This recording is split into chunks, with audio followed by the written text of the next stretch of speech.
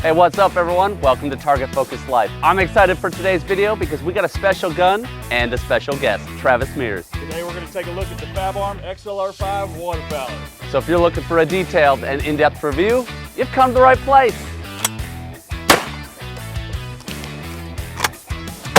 Let's go!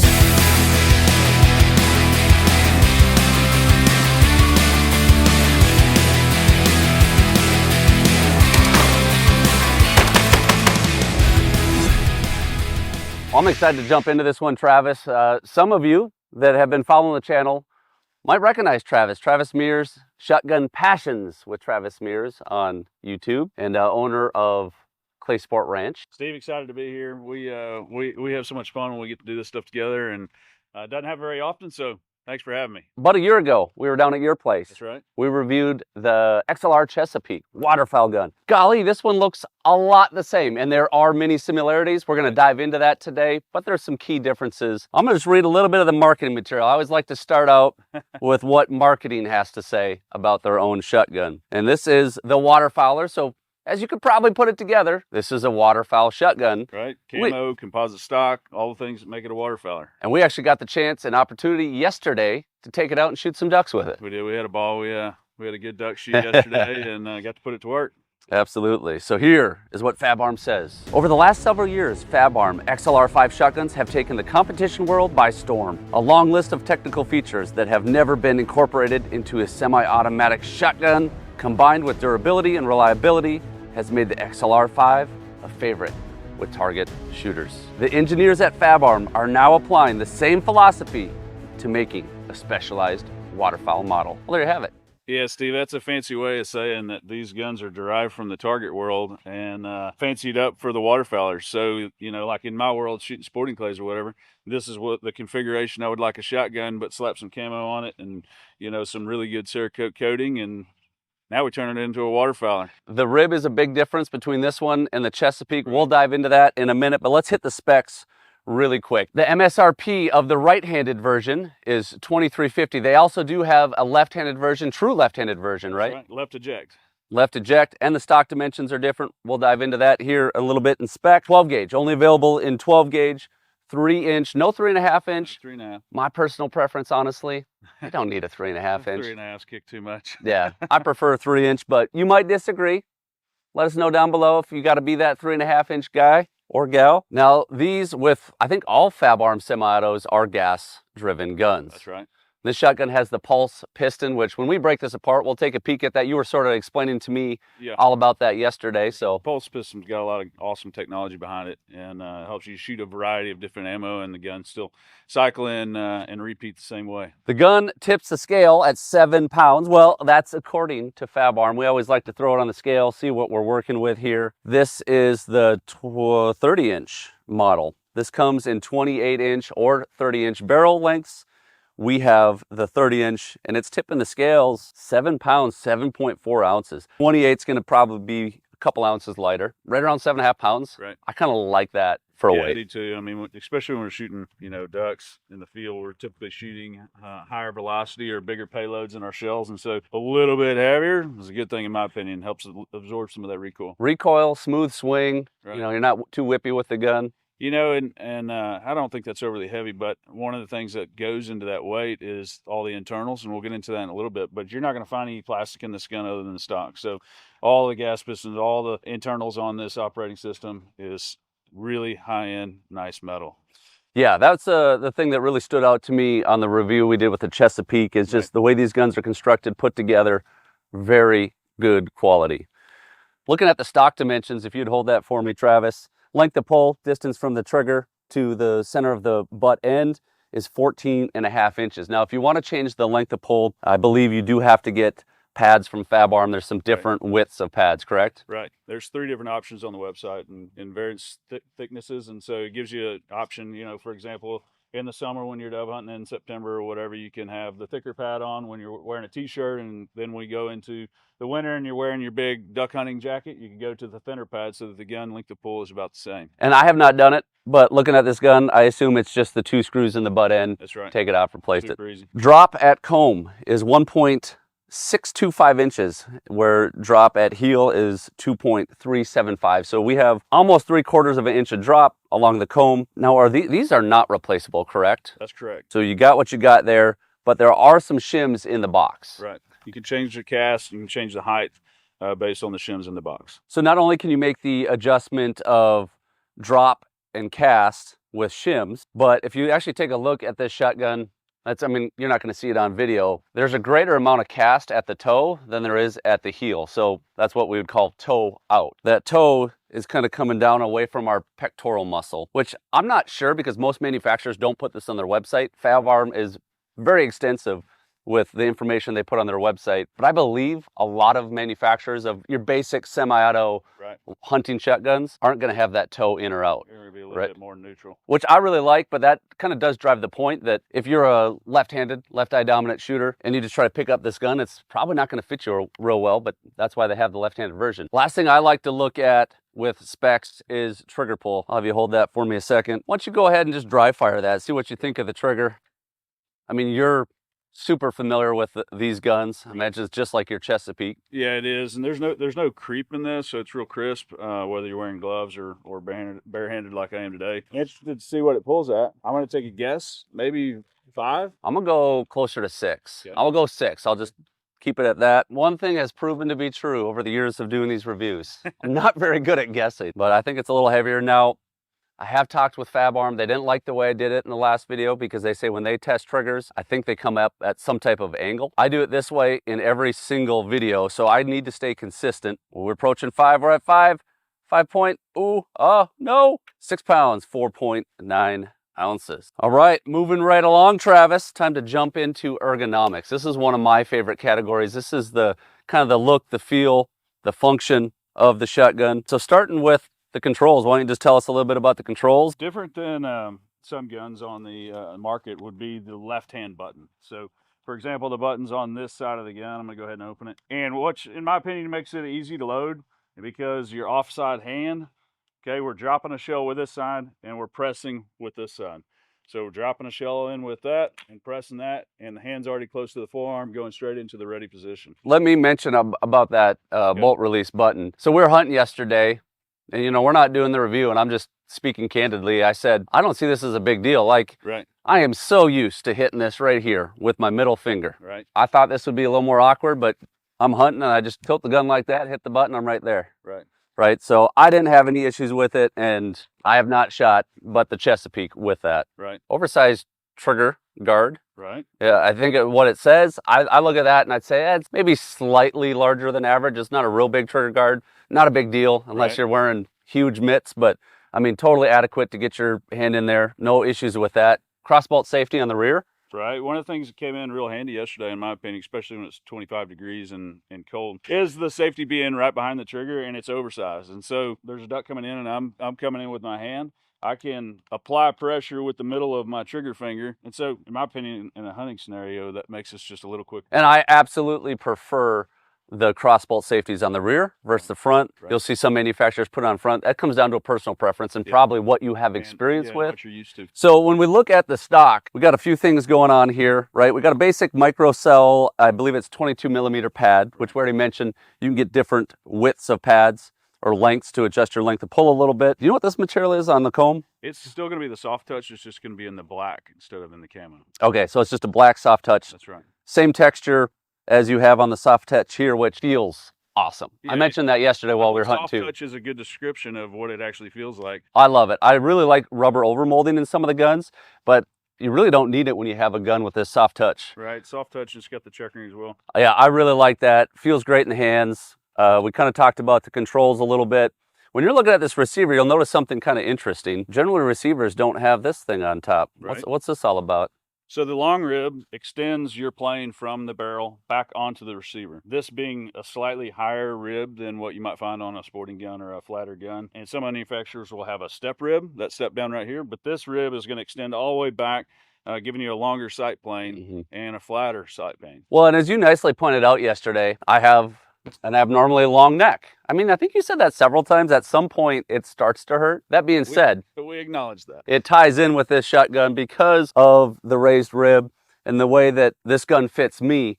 I can shoot it a lot more upright. There's a lot of guns I really have to get my neck into them. Right. And this allows me to shoot with not quite as much forward into it. So this would be a stepped up rib, just with that difference being it steps up on the back of the receiver. So that gives you, I don't know if you said this, an additional 4.5 inches Right. of sighting plane. And if you look at the rib, it appears to be a tapered rib, right? So it's wider back here, tapers towards the front. It's matte black on top, which I think is super cool. It doesn't have the dipped camo pattern on top. Brass mid bead, fiber front bead. Steve, one of my favorite things about it is the QD mounts for your sling. Oh yeah. And these come in the case, and so these pop right in to the spots here on the back, and that one that goes on the end here.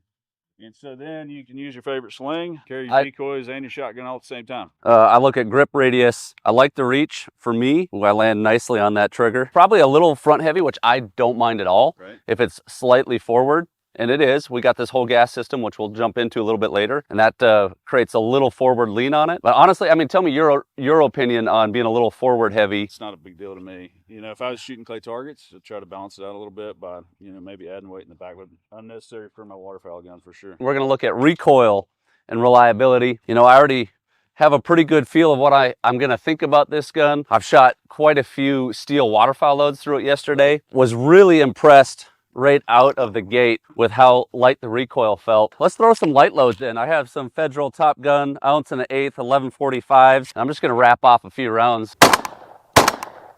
What's really interesting is, like, there's certain guns, and this seems like it's one of them. The target loads feel good, and then the waterfowl loads don't feel significantly heavier. Like, there's other guns, you shoot a target load, and you're like, nothing to it. Right. And then you shoot a heavier game load, and you're like, oh, that's crazy. And I'm guessing part of that comes down to that piston. It does. Which we'll get there. We'll get there in a minute. One of my favorite parts is breaking this down. So, you know, we got to get through this shooting stuff so I can take the forearm off. Let's shoot another target. Why don't you give me this one? Is that 3? That's number 4 trap. 4. Yeah. Like Travis mentioned, we are out at Greystone in Mingus, Texas. We've been having a lot of fun out here, and there's a whole lot more fun to be had, but we got to break this bad boy down. All right, that's my expertise. That's your expertise. Let's see it. I kind of like this. Well, I mean, I don't know if you're the Vanna White or if I'm the Vanna White, but the end cap comes off fairly easy with a few threads, and then the forearm pops off. My favorite part of this gun, it looks like we've shot a little bit, is the internal. So everything here is polished, extremely reliable because it's all metal. Okay. This being your recoil spring here absorbs the recoil, the gas piston pushing back on the action, which in my opinion makes it for a super fast action. These are the action bars pushing back the bolt. So one of my favorite things is the pulse gas piston on the Waterfowler. And you'll notice that this is made out of 2 different materials here. We've got the brass, which slides super easy, and then we've got the pulse. Okay, so what this is, and we don't have any way to show you, but for our heavier loads, this actually expands as there's pressure from the gas pushing back, and it helps slow down. So for example, if you're trying to shoot cranes out in West Texas and you're shooting a 1450 foot per second, the gun's going to operate the same way if you were shooting the 1145s that you've got here on the table. It's so super cool technology in the Waterfowler. A little different than what you might find in the clay target guns. This gun's super easy to clean, to be honest with you, and I've got a video on my website going through cleaning the chest beak, which is the same internal parts. Field strip this before a show when I feel like it needs it, and it's an easy process. I use a rag, some oil, and a brass brush if it's needed, and I can have this thing polished and ready for a show in no time. Let's go ahead and pop this apart. And while you're doing that, like, what round count would you say your gun needs to be clean? Yeah, so obviously the way that you and I shoot is I'm going to shoot 300 or 400 shells in 30 minutes. Okay, so it's a little faster and more than most people, which leaves a lot of gas and stuff when you're pulling the next trigger. But I'm comfortable for sure doing 4 to 5 shows. Okay, so 1,500 rounds before I feel like I really need to dive into it. That's a good amount. So we're going to take this thing apart real quick. I'm going to pull the charging handle out. Pops out here. Gas piston's next thing to come out, and then we're going to pull out the bolt and the action bars, which are a 2-piece set here, and then your recoil spring. And so at this point is when I would grab my rag. All these materials are super easy to wipe. Rag and some oil, and you're back in action. I do like that this is a 1-piece bolt. Right. Everything looks contained. You don't have pieces falling apart. So that pin goes that way. So we got to flip it. Right, very easy actually putting them back in, because you'll notice one is longer than the other. This is your release button. So it pushes out to eject the shell. So we'll slap this back together, all in. I bet I could put this back together. I watched you. I know how this gun goes. What's making that noise right there? This is one of my favorite features. Hey, look at that. With style. Your plug. It's a pain to get these off and get out of plug. So no, in some scenarios you don't want a plug or need a plug, and take it out real easy. It goes back in. I like that. There you go. Hot to trot. So I got the high overall. It's 1145, ounce and an 8. It cycles from the shoulder, right. But if we try that from the hip, let's see what happens. Now we're warming up. Now, if you were talking to somebody about this gun, would you recommend a little higher velocity shells out of this, even with target loads? Or the pulse piston is made to manage any of the rounds. Obviously, we haven't cleaned that gun. We took it apart and talked about cleaning it. That gun will shoot any velocity, any shell, and I'm confident saying that. But little higher velocity is just going to make you operate that much faster. Now, will it operate this way on a low velocity? Now let's, just out of curiosity, let's try your shells. Little higher velocity here. Now this was a new gun before we shot it. That's right. Yesterday. That's right. There can be a little bit of break-in periods on new guns. We got 2 off. Not that you're going to be shooting over the head. Also, I got to disclose, when I do a review, I clean every gun the same exact way, use the same exact lubricant. Right. I don't know what you did with this gun, or what shape it was in when we started. Well, we didn't clean it. But I always put Otis dry lube in. That stuff has worked great for me. Yeah.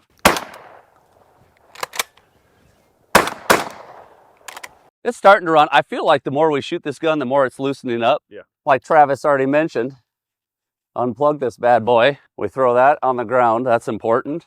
You guys that like to hunt snow geese with extensions, you would take that plug out and then take that end cap out, and your extension would screw directly on there. There's nothing on my gun that's not factory other than adding the extension in. That just goes on immediately. No modifications made to the gun. When Fabarm puts out that statement, 5 shots in 0.31 seconds, how that was done? Was that a human doing that? Is that a machine doing that? I have no idea. It's got to be a machine. Yeah, it's got to be a machine, because I don't think you and I can pull the trigger that fast. But we'll see, right? You got a little timer thing. 0.51. That's still quite a bit shy of that 0.31, but I'm pretty sure they use something mechanical to do that. Right. Final thoughts on this shotgun. I think we end by shooting some clays. Okay. Because that's going to closest represent what this gun was intended for, other than shooting waterfowl. We got to do a little challenge though. We'll just go back and forth till someone misses. Whoever misses loses, obviously. Okay. And you call the shot. Let's keep in mind here, Travis Mears is a champion sporting clay shooter, top competitor, and I'm Steve Gould, backyard extraordinaire. I got a challenge for us. We're going to shoot the 4, 5, 6. We've got 3 different target varieties here. We're going to shoot 4, 5, 6, 4, 5, 6. I'm going to call pull for the first one. Then my puller is going to throw the targets. And I'm going to have to load for this last target. Gun holds 5. We're going to shoot 6. I'd like to see it done, man. All right, here we go. Pull.